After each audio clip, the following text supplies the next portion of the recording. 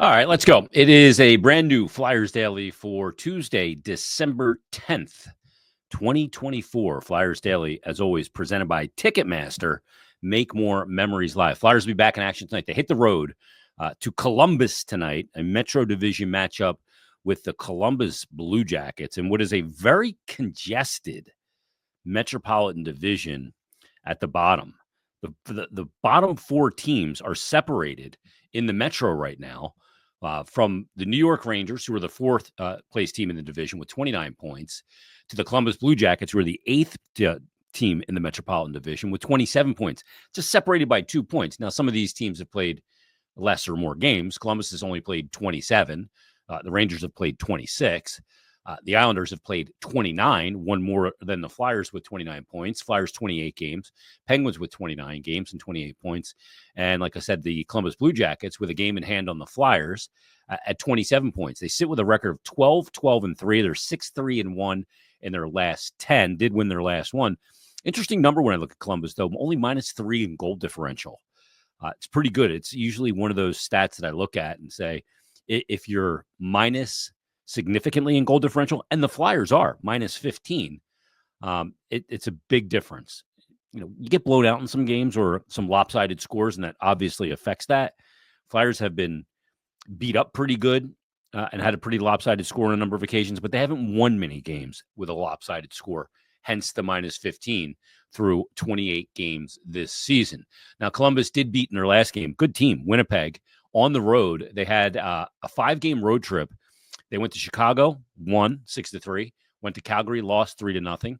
Went to Edmonton, lost 6-3. Went to Vancouver, lost 5-2. Went to Winnipeg and won 4-1. That game was on Sunday. So this is the first game back for them from an out of time zone trip, a significant trip.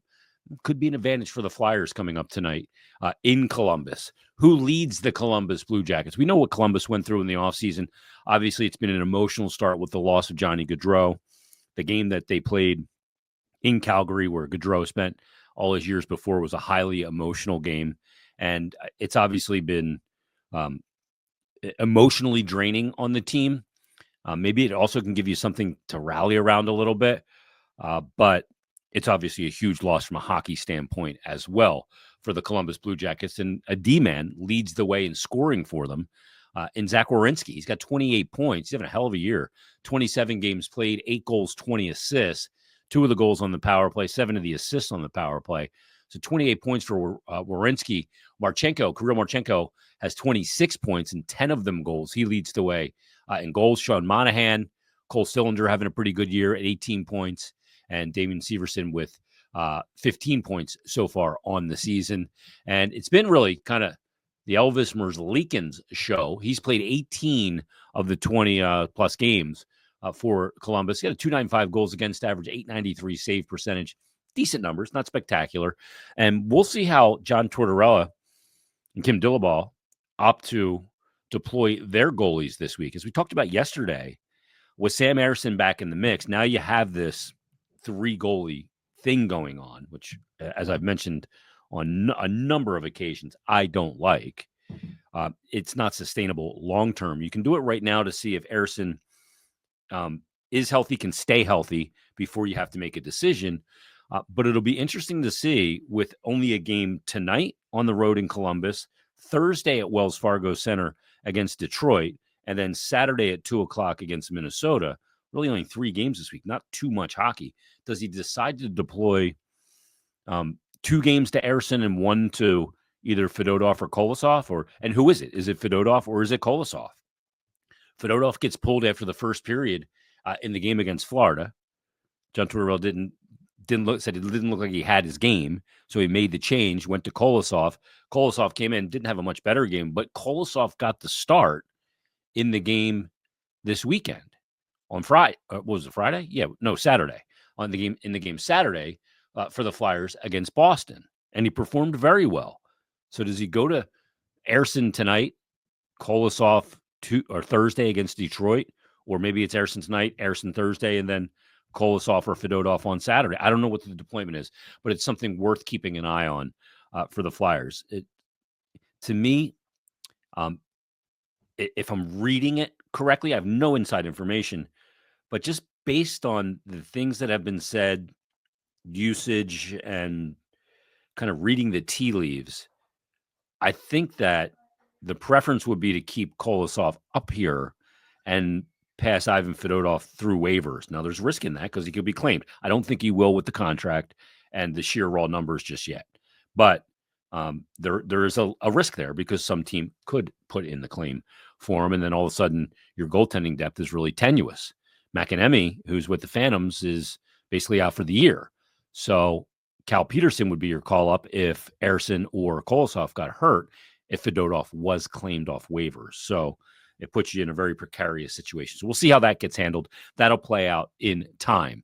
When you look at Columbus, you look at the power play for the Columbus Blue Jackets. As I mentioned, Werenski's really been the catalyst for this team.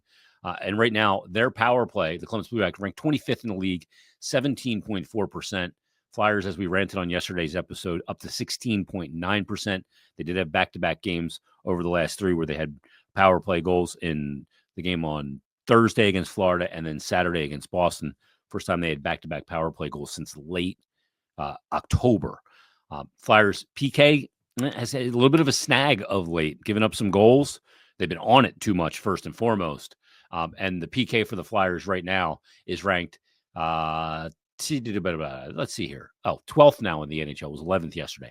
80.5%. They got to get that back into a good stead. And if they go on the power play, the Columbus Blue Jackets PK has not been good. 71.6%. It's pretty hideous, actually. 30th in the NHL. If you want a week to get a little healthy on the power play and get things moving in the right direction, you got Columbus tonight, who's 30th in the PK, and then Detroit on Thursday, who's 31st on the PK. So good week to get the power play moving in the right direction and contributing for the Philadelphia Flyers. So Flyers in Columbus tonight. We'll break it down tomorrow. But I do have a bunch of spillover messages that have come through over the past couple of days, obviously with the TK going in the concussion protocol and then being benched for the remainder of the game in Boston. A lot of people had thoughts on that and just random emails and questions about the Flyers. So let's get to a couple in this one. Let's go to Mike Evangelista first and foremost. He DM'd me on Twitter. He said, Jason, hope you're feeling better. I am. I'm not all the way better, but I'm feeling better. So that's a good thing. He said, seeing a lot on the TK benching, Torts had to bench him. People are losing their minds over this. And I agree, they were losing their minds. He said, here's the thing. Everyone needs to be held accountable, which you've stated multiple times, and I couldn't agree more. What people need to realize is Torts was not brought here to win the cup. He was brought here to restructure this organization, rebuild the room and the culture. It's exactly what he's doing, all while actually overachieving. He's a great coach, and we should be lucky to have him. Oh, and keep up the great work. Mike, thanks for the note. Look, everybody knows where I come in on Torts. I'm a Torts guy. I was a Torts guy before he got here. I was a guy that beat the drum that Torts should be here. And I talked to a lot of guys from Cam Atkinson and Jody Shelley and other guys that played for him to see if he would be the right guy for here and do some due diligence. And I think he's done exactly what he's supposed to here. And as I've said it 1,000 times, accountability is for everyone or it is for no one. Now, in that situation on Saturday in Boston, I may have said to TK, I'm not sure when he got it back on the bench and was available, and benching him for the remainder of the third period is fine. I may have gone to him and said, all right, dude, you got to get enough with the undisciplined stuff. I put up with a lot of the things that I won't normally put up with because you have to play free of mind. Now go out there and win me a freaking game in overtime. That may be what I would have done. Didn't happen that way. But that opportunity gave all the Torts haters who sometimes have to lay in the weeds. It gave them their fuel to jump out and really lay into the coach like he's some kind of moron. Same way they did when he healthy scratched Matvei Michkov for 2 games. And if you're looking at what Matvei Michkov has done since then, look, he's got a 4-game point streak and 8 points. Maybe he did the right thing. Some people will never admit it. They'll never come to terms. There was a guy that messaged me the other day on Twitter and said, they're a passive team. They're never going to win with that style of hockey. You know, the guy is making the assumption that it's old John Tortorella, collapse in the D-zone, block shots, and that's all we do. We don't attack, which is total and complete BS. Because if you look at the Boston game, one of the goals that gets scored against, the Marchand breakaway goal, is because they're pressing offensively. They're not just sitting back in a shell. That was a pinch by a D-man surfing playing forward that Tyson Forster didn't cover well enough. And that is not being passive.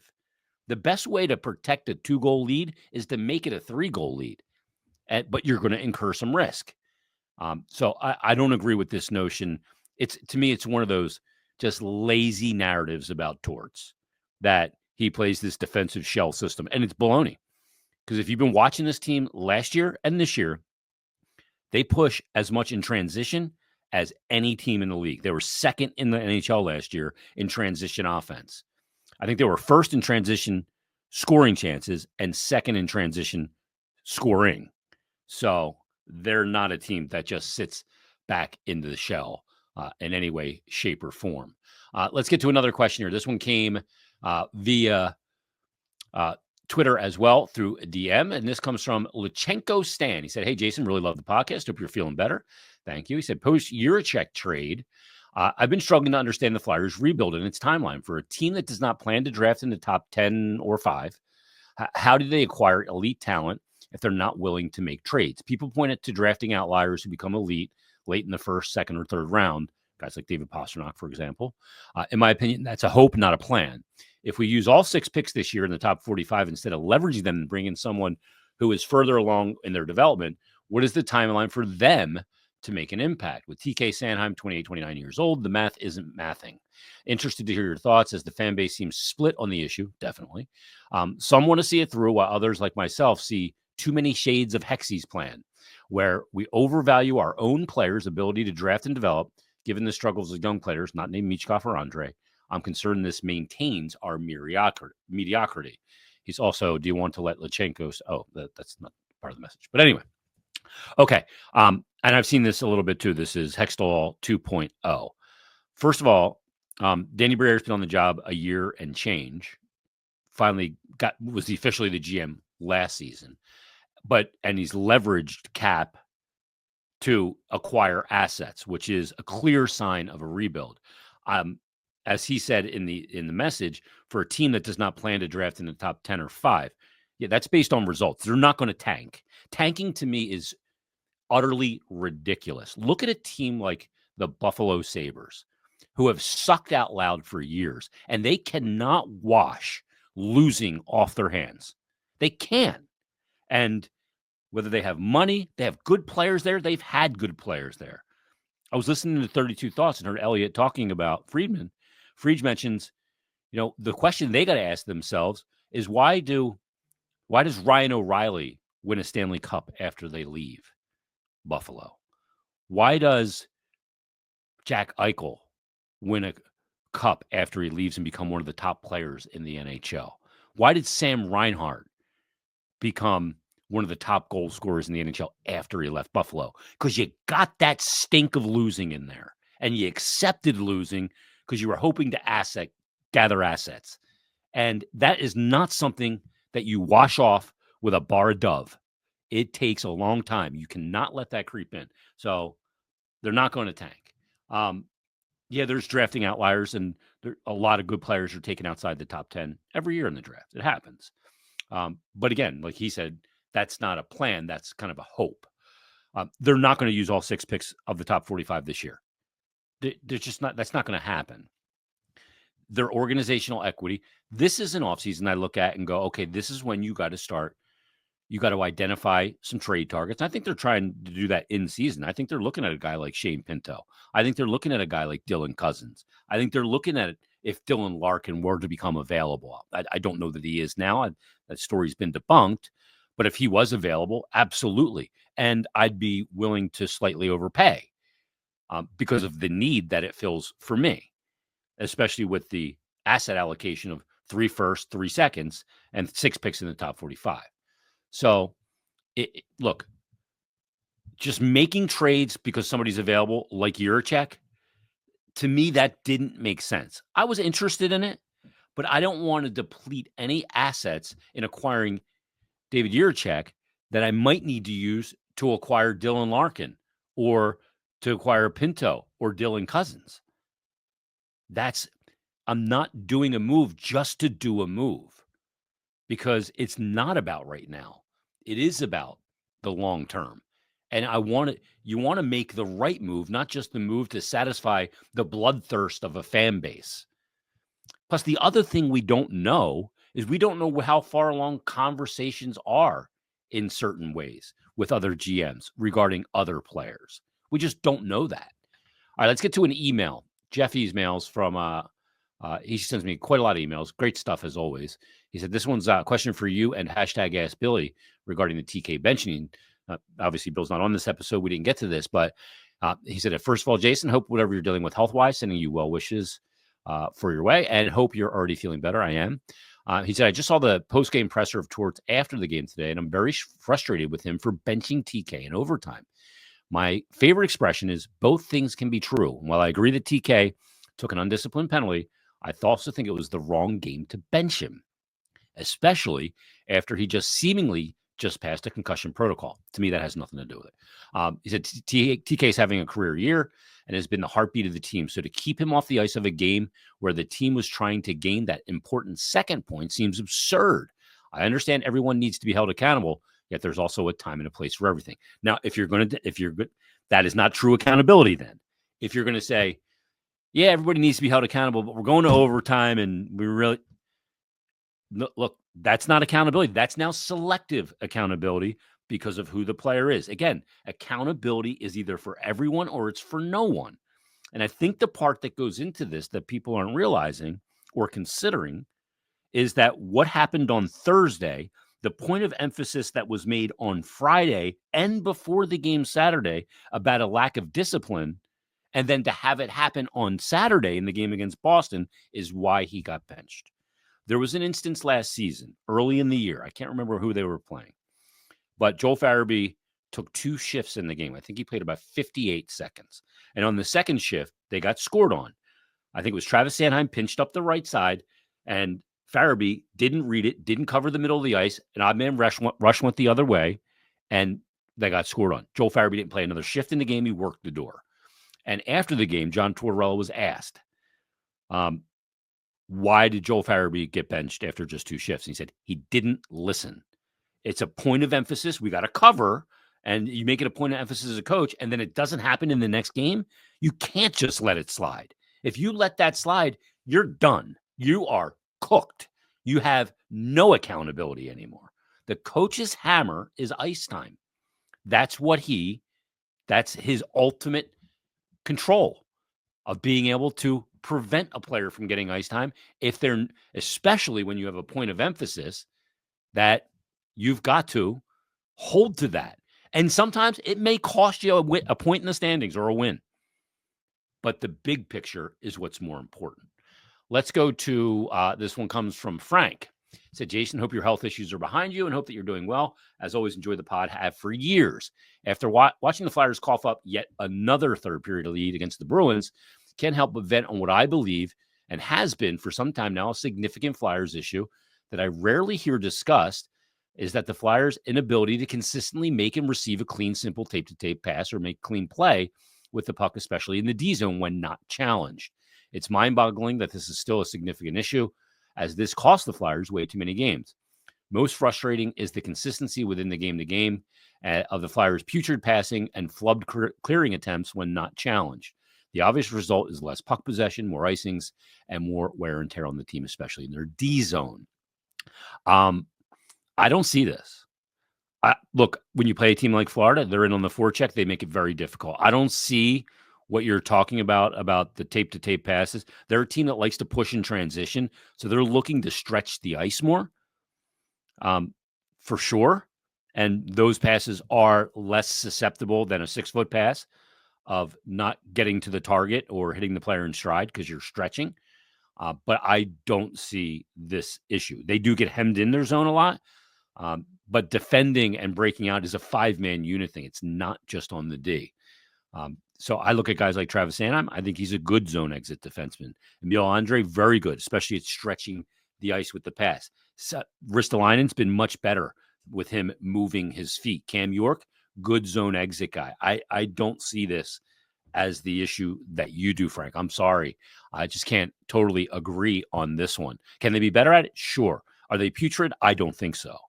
And they're a team that even when they spend a lot of time in the D zone, they still don't give up a lot of grade A. They keep teams to the outside. And sometimes that'll extend keeping a team to the outside will extend the amount of time that they're in the zone because they don't put the puck in peril because they can't get to the middle. He also said equally frustrating is when they do enter the O zone, the frequency of unforced turnovers caused by inept passes. This has been a little bit of an issue. I agree with this, that sometimes far too often this season, it's looked like on zone entries, the passes aren't perfect. They're not hitting the player in stride. And he said, I've been watching the NHL since the mid-'60s. So, yes, even before the Flyers existed, don't remember a team more inept in the passing game. Obviously, I don't watch every NHL game, but I do watch a lot of non-Flyers games, and I rarely see teams struggle as much as the Flyers do with their puck management. He also mentioned something in here about icing the puck quite a bit. And I looked up the Flyers' icing numbers. They actually iced the puck less than their opponents this year by 1. So the opponents have iced the puck, I think, 60 times, and the Flyers 59 times. So that's kind of an even number for them. But Frank, thanks for the note. Appreciate it. Appreciate you listening. Appreciate everybody listening. We have more still to get to. We'll get to some of those in subsequent episodes, including tomorrow. Our guest on the podcast will be none other than Brian Boucher. Boucher will join us coming up tomorrow. We'll break down Flyers Blue Jackets. So join us then on a brand new Flyers Daily.